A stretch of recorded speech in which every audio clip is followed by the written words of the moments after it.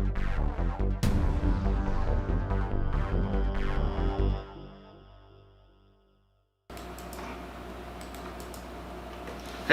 hi, and welcome to Happy Hour with Cooper. I'm Cooper, and looks like apparently I am ready for happy hour.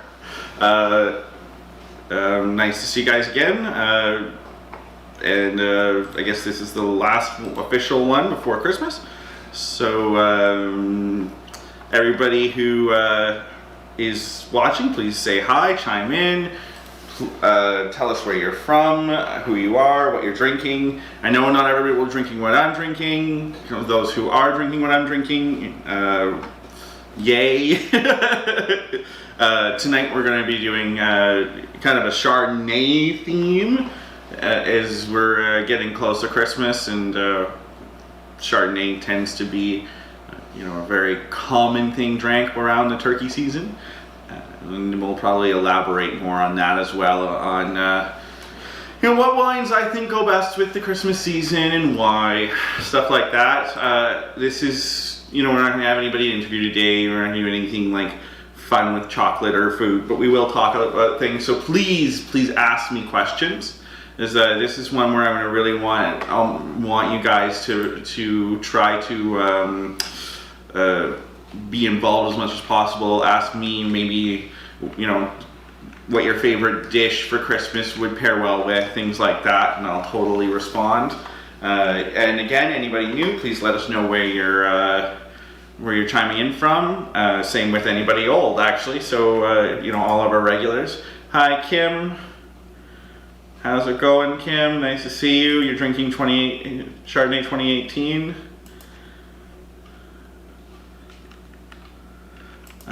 Yeah, so I'm going to pour myself a glass because it is that time of day.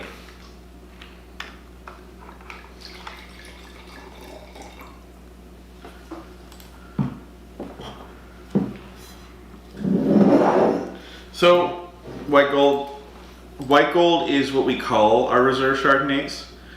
It is a reference to how we feel that wine is the new gold, since this, Lillooet was a gold rush community.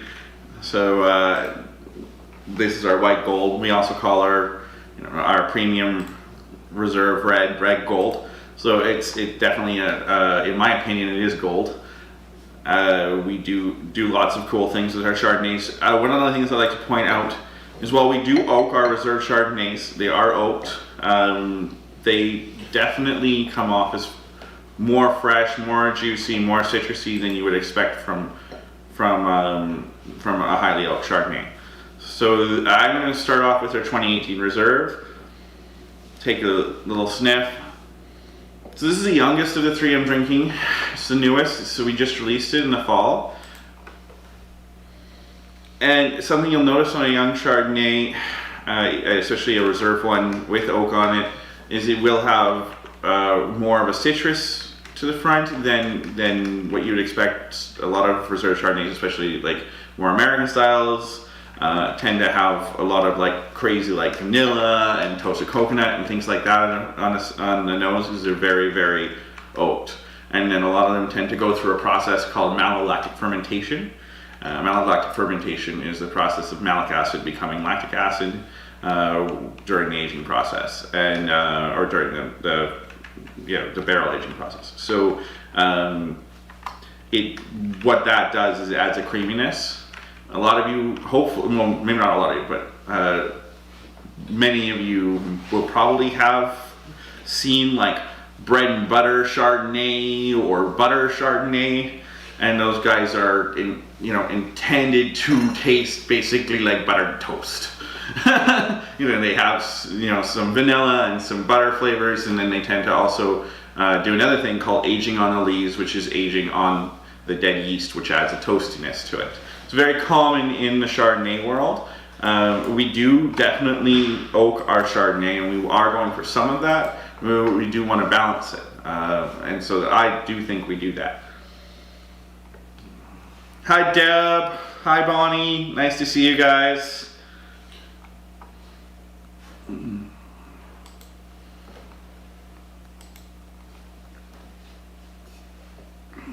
So for this guy, it's been open for I opened all three of these about half an hour, 45 minutes ago. And I still think I could have probably treated these more like, especially this one, more like a red, and opened it like 2-3 hours ahead. For sure. So the first thing I get on the palate of this is a load of citrus, and then a little bit of apple, and then lots of vanilla. This being a young Chardonnay, I think, like, even though it's a reserve, I think it has 5 or 6 more years before it's even close to its peak. It's got so much acidity right off the start, and it's pretty high for alcohol content. I always forget what this one is. Yeah, 13.2, which is pretty good for a Chardonnay. I'm a really big fan of it. Anybody else drinking the reserve? I saw that Kim was having the Chardonnay 2018 Classic.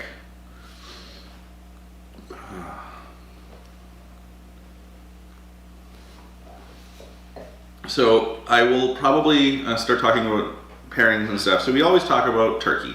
Christmas, we're all gearing up for Christmas. And everybody's always confused. You've got gravy and stuffing and mashed potatoes, and then you have turkey. And you have white meat, you have the dark meat, and it's like, what do I pour? So people usually they usually just do a Chardonnay and probably a Cabernet Sauvignon, because that's what everybody thinks is like the big popular wines to drink. And while Chardonnay is a correct pairing, Chardonnay is perfect for the white meat side of turkey, especially an oat Chardonnay somewhat like this. It will definitely have a nicer body to it. Cabernet is just not going to work. We want to do it for a red. I tend to suggest something like Pinot Noir or Gamay, and I think those go wonderfully with the turkey. And they tend to have acidity that will cut through the mashed potatoes and things like that. We really want to, when you're pairing with Christmas dinner and things like that, it's a lot of salty, high-fat foods. So you want to be careful while they're not super savory, they are very flavorful. So we want to be careful not to like overwhelm the wine, but we also don't want a wine that's going to be too savory. You're going to notice that you'll just leach all the flavor out of that turkey. Personally, by the way, guys, in case you hadn't noticed, turkey's not my favorite thing. Last year, I was forced to make turkey for the family dinner, but I also made a crown roast of lamb and stuffed it with something called moussaka, because I'm that much of a nerd. So I made a casserole inside of a crown roast of lamb because I'm that much of a nerd, and it was fantastic. And if people play their cards right, maybe I'll do that for Christmas this year. Wink, wink, nudge, nudge.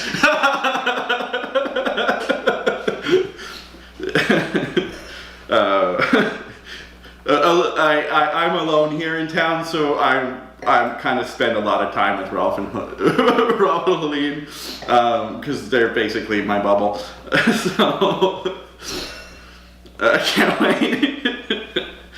Ralph cooks for me a lot, so at some point I'm gonna have to cook for him. So does anybody else do anything other than turkey for Christmas dinner? I'd love to hear what your other options are. Some people do ham, some people do lamb like me. But yeah, anybody else do anything different? And I'm going to be drinking the 2017. Decanting for white wines, Deb? Yes, I would totally decant for a white wine, especially for the White Gold 2018. And even 2017, they're not going to benefit it from as well as like a crazy heavy Bordeaux or Meritage or something like that. But I think a White Gold or Reserve Chardonnay like this would still benefit from it. Also, hi Paul, nice to see you. Fish. Okay, so fish for Christmas. I've actually never really seen that before. That's really cool, Paul.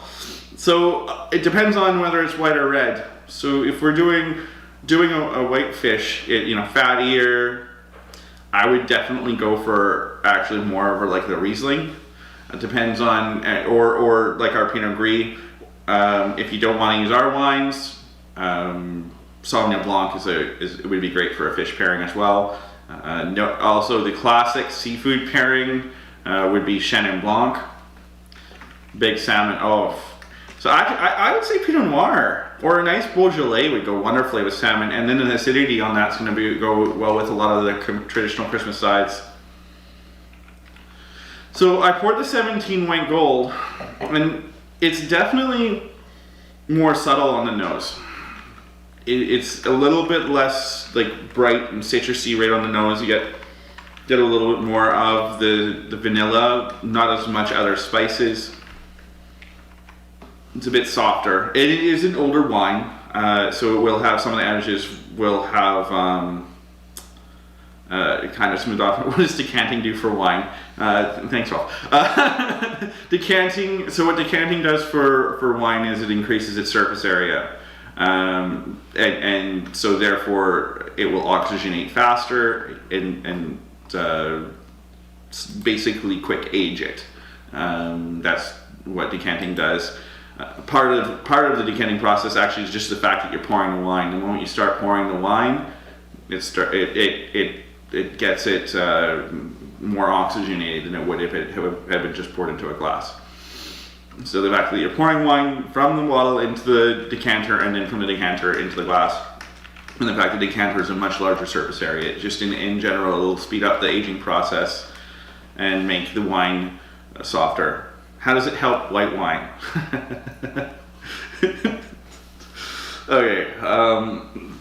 Well, for white wine, it's going. In my opinion, we all have different opinions, but in my opinion, what it does is it smooths off some of the harshness of the acidity and alcohol right off the bat. So for something like a very, very youthful reserve Chardonnay, you're going to notice the oak more after decanting it, which is not why probably you wouldn't decant something like a Sauvignon Blanc or something unoaked, because it really does just, it speeds up the aging process, it smooths off some of the hard edges, and it makes it basically opens the wine up and allows you to see some of the more complex things. It works for younger wines that are meant to age, because younger wines that are meant to age tend to be put in the bottle when their edges are still sharper. And our intent for wines to age is that they'll smooth off in the bottle, so if you open the bottle too soon. That's why, like, you get like a $60 2018 wine from the store, you probably want to decant that, because it's probably not ready. If you get a $20 2018, it probably is ready, because it's probably intended to drink right away. So price point also, and it will tend to tell you what should age and what shouldn't. But I also tend to go with different, we'll research. I'll go to use the Vivino app, or I'll go to different websites like Wine Spectator and stuff, and look up the history of a wine and see if it's ageable. And if it is ageable, I will go and I want to open it, then I'll tend to open it early and decant it, things like that, if I think it's highly ageable. But I personally do my research before I open a bottle of wine, whether I bought it yesterday or 2 years ago. So I let this kind of sit for a bit before tasting it.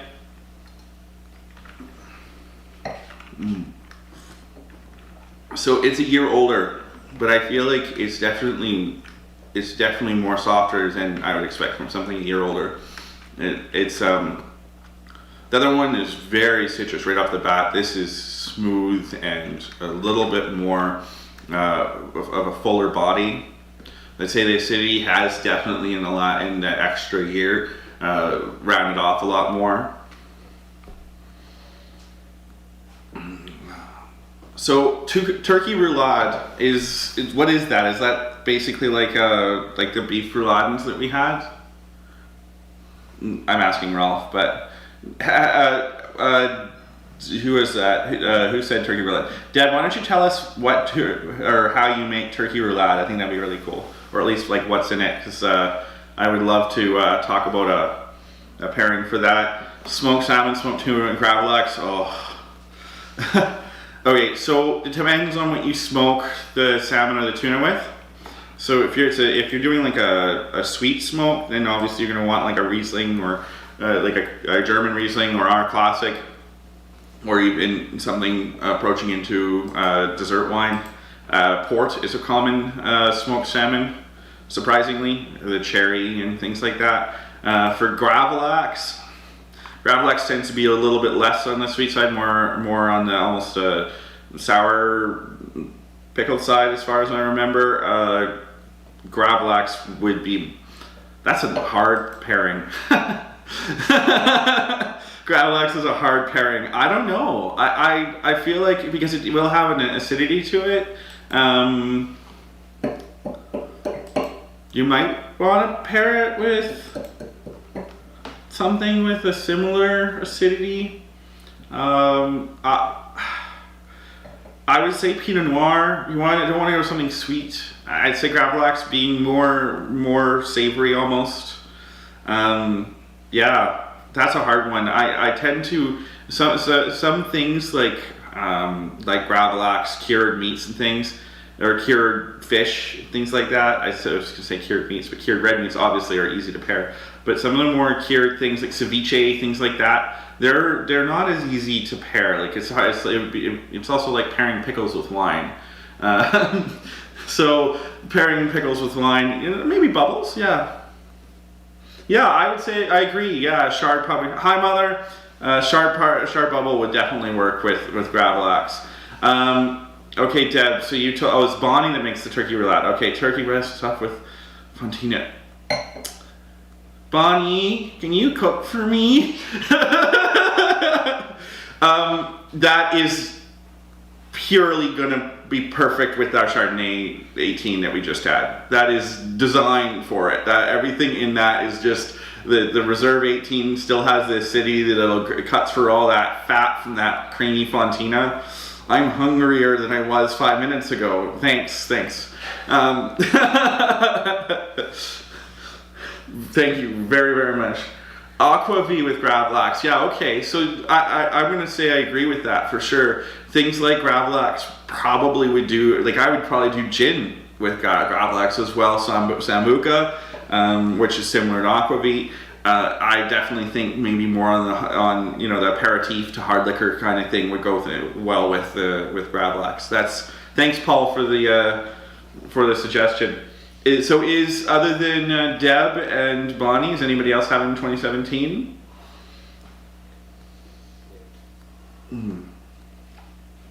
If not, more for me. That is beautiful. So it definitely has has taken to aging very, very well. This was probably very similar to the 2018 when it first started. This definitely does have more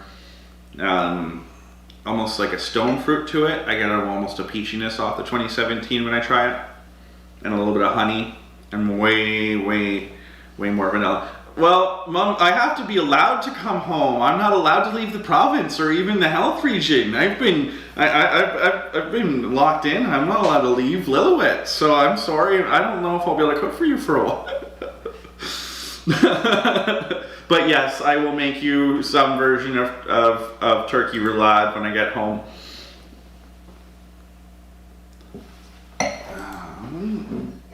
Okay, we're gonna switch to the 2015 Chardonnay. So this was also fairly oaked. It isn't a white gold, but it's still, in my opinion, similar in style. As we're going farther back, the Chardonnays that we're drinking. Just thought I'd show it. So this is one of the ones I've really pushed this summer, trying to get people to buy. We have had not a ton of 2015 left, but we have had a fair bit, and it's still drinking beautifully. So this is definitely showing its oak more even now.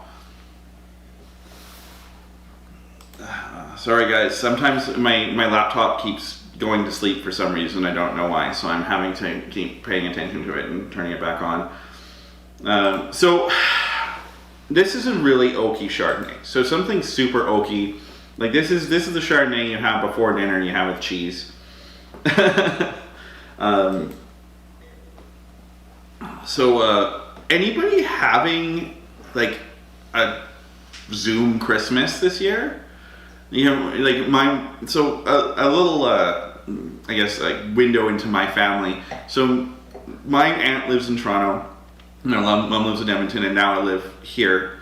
And so what we've been doing, and what we did before I moved, is we actually will get on Zoom or YouTube, or not YouTube, Skype, and we'll actually cook together. We'll pick the dishes, and we'll go shop, and we'll cook together online, and have dinner together. We'll put the phone as a table setting at the table, and we'll talk to each other, and we'll pick similar wines, and we'll try to have as close to the same dinner as possible. And we had definitely agreed to do that this year for Christmas. I hope we're still on for that to cook together, because it would be wonderful to be around my parents, at least be able to spend some time with my family, even though I can't leave. Or, we're not supposed to really travel too much right now. I think it's a great way to stay in contact with your family. So I think I would definitely suggest it. It's really fun. We tend to stay up way too late and drink almost as much alcohol as we do when we're together, which is dangerous. But we have a lot of fun. Awesome, Kim. That's great. You should totally. I totally think that's cool. It's like very similar to what we will be doing. Awesome. And I am not skip the dishes.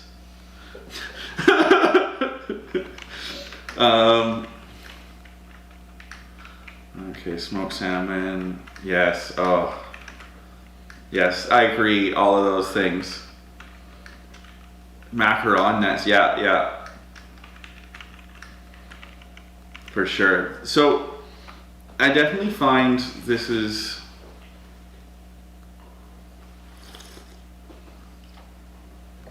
So, even more of the acidity for this is dialed back. Like, it's there, and it actually is fairly acidic still, but it's not at the forefront especially like the 2018. It's definitely kind of softened.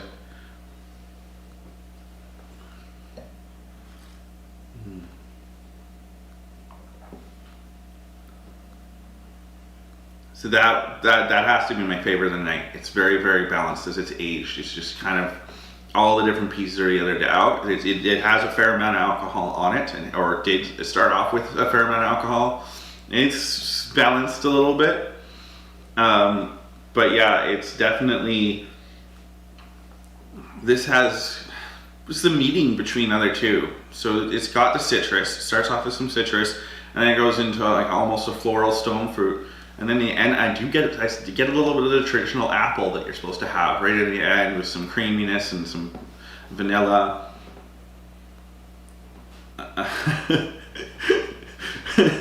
I like this new COVID rule, Kim, starting wine at 9 o'clock in the morning. I will accept your influence.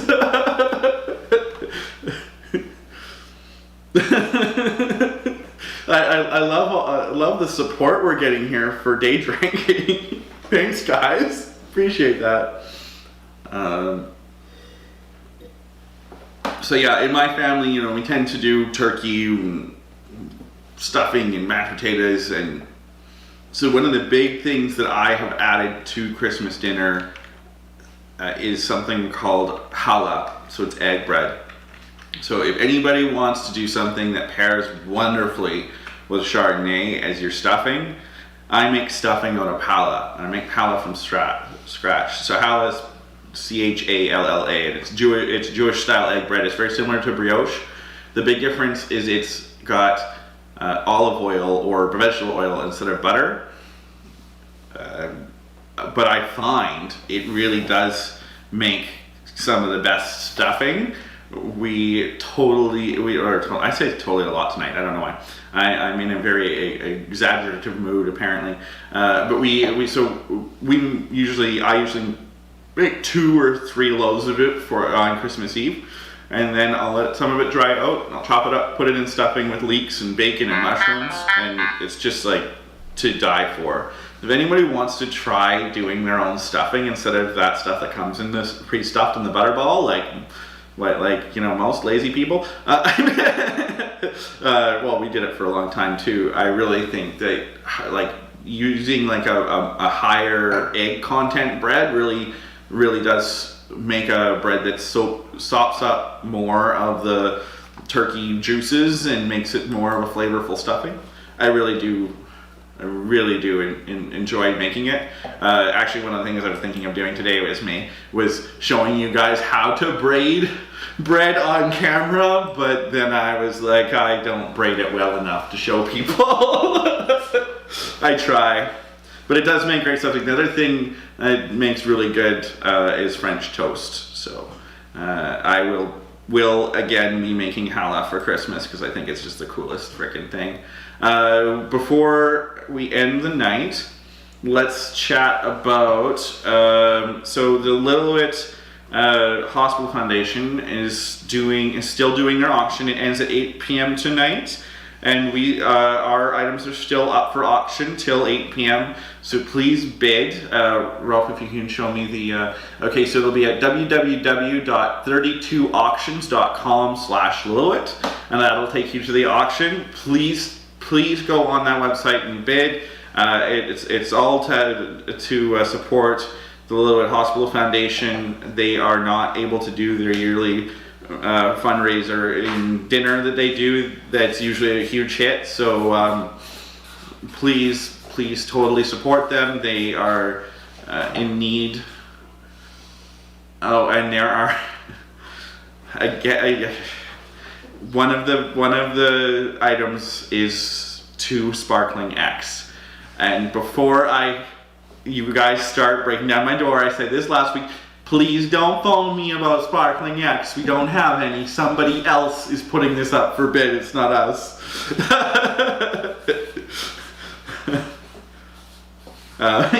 So yes, please bid on everything. We do not have any more sparkling X. But there are 2 bottles left in existence waiting to be bid. Oh, and also there's a 10-year vertical of Cab Franc that we put on there. Apparently I can't even pronounce things anymore today. That 10-year vertical, I think, was named A Lot of Wine, or A Lot of Cab Franc was the name of it. And Kim Rolf will post the link right away here. A ton of, a ton of Cab Franc. So I think that's really cool. 10 years of Cab Franc.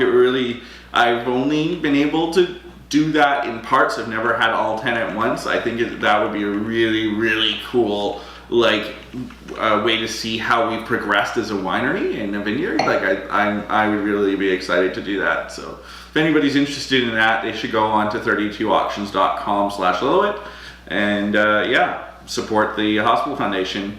Thank you guys so much. I want to wish you guys a Merry Christmas if I don't see you again. I just really appreciate all your support. We'll definitely try and get up and running again at some point here. We're going to take a little bit of break and figure out where we want to go. But yeah, so thank you so much, guys. It was wonderful spending the last 4 weeks for you guys. Have a wonderful Christmas. Please like, subscribe, share below, all that jazz, and Merry Christmas.